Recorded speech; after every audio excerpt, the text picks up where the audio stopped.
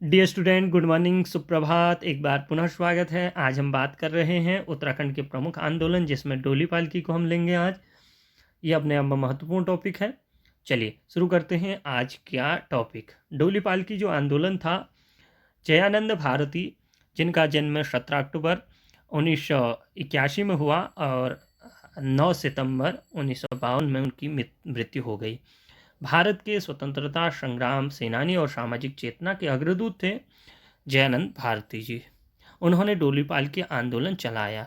यह वह आंदोलन था जिसमें शिल्पकारों के दूल्हे दुल्हनों को डोली पालकी में बैठने का अधिकार बहाल कराना था। उससे पूर्व न तो घोड़ी में बैठने दिया जाता था, न डोली पालकी में बैठने दिया जाता था।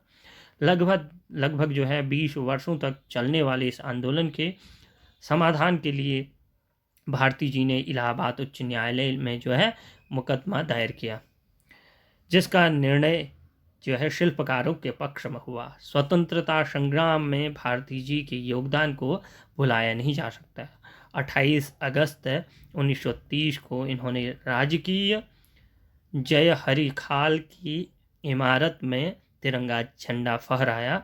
ब्रिटिश शासकों के विरोध में भाषण देकर छात्रों को स्वतंत्रता आंदोलन के लिए प्रेरित किया। ये केवल और केवल एक समाज के लिए प्रेरणा के स्रोत न होकर के सामाजिक जनचेतना के लिए भी एक प्रेरणा थी। डोली पालकी को एक विशिष्ट रूप से अगर देखें तो उत्तराखंड में डोली पालकी आंदोलन स्वतंत्रता आंदोलन के दौरान, जहां एक और जो है राजनीतिक रूप से हम स्वतंत्रता का आंदोलन चल रहा था, वहीं दूसरी ओर सामाजिक आंदोलन, सामाजिक रूप से भी स्वतंत्रता के आंदोलन चल रहे थे। इसी क्रम में गढ़वाल में डोली पालकी आंदोलन का अपना महत्व है। सामाजिक कुरीतियों के अंत करने तथा समाज में एक नए सवेरा लाने के लिए डोली पालकी जो आंदोलन था वह अविस्मरणीय योगदान है।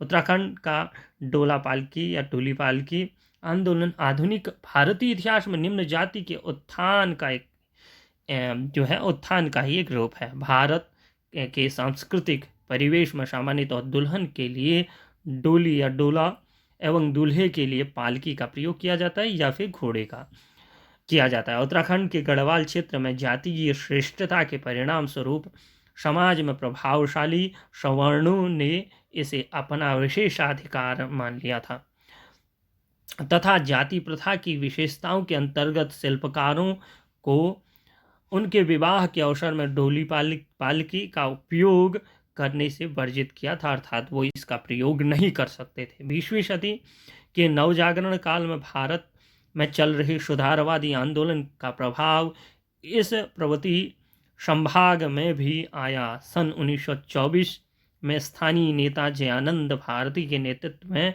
आपको एक चीज़ तो याद रखनी है, इसके नेतृत्व किसने किया, कहाँ से आरंभ किया और कब किया। 1924 में किया। जयानंद भारती के नेतृत्व में डोली पालकी बारातें संगठित की और शिल्पकारों के द्वारा डोला या डोली पालकी सहित बारात निकाली गई। जयानंद भारती जी ने इलाहाबाद हाईकोर्ट में मुकदमा दायर किया। उच्च न्यायालय ने शिल्पकारों के द्वारा याचिका का निर्णय सुनाते हुए 27 फरवरी 1936 में शिल्पकारों को डोली पालकी के प्रयोग करने का कानूनी अधिकार दिया। अर्थात आपको ये प्रश्न पूछा जा सकता है, किसने आरंभ किया और कब आरंभ किया, और ये डोली पालकी जो आंदोलन है इसका संबंध किससे है। चलिए इस आंदोलन को एक सूक्ष्म नज़र से एक बार और देखते हैं। डोली पालकी आंदोलन शिल्पकारों निम्न वर्ग द्वारा किया गया था। ये एक पहला पॉइंट है हमारा। इस आंदोलन के मुख्य उद्देश्य समाज में शिल्पकारों को सवर्ण दूल्हे के समान सामाजिक स्थिति को प्राप्त कराना था, अर्थात किसी भी प्रकार का जो वो हो रहा था भेदभाव, उसको दूर करना था। शिल्पकार दुल्हों को पैदल ही चलना पड़ता था, उन्हें डोली में नहीं बैठने दिया जाता था, इसको भी दूर करना था। जयानंद भारती ने लगभग 20 वर्षों तक चलने वाले इस आंदोलन के समाधान के लिए इलाहाबाद उच्च न्यायालय में मुकदमा दायर किया, जिसका निर्णय शिल्पकारों के पक्ष में आया। इसके पश्चात शिल्पकार दूल्हे दुल्हन को भी डोली में बैठने का अधिकार प्राप्त हुआ। मुंशी हरिप्रसाद टमटा को कुमाऊं का अम्बेडकर, पहाड़ का अम्बेडकर भी कहा जाता है, हरिप्रसाद टमटा को मुंशी हरिप्रसाद टमटा को कुमाऊं का अंबेडकर, पहाड़ी टमटा अंबेडकर भी कहा जाता है। 1911 में मुंशी हरिप्रसाद टमटा ने दलितों के लिए शिल्पकार शब्द का प्रयोग करा था। ये अपने लिए एक बहुत महत्वपूर्ण है आपके लिए कि ये जो है आपको पूछा जा सकता है, कई बार इस प्रकार के प्रश्न पूछे जाते हैं कि पहाड़ी अंबेडकर किसे कहा जाता है, तो मुंशी हरिप्रसाद टमटा को कहा जाता है। शिल्पकार शब्द भी इन्होंने ही दिया था 1911 में। 1996 में परिपूर्णानंद प्योली को अंबेडकर पुरस्कार से सम्मानित किया गया।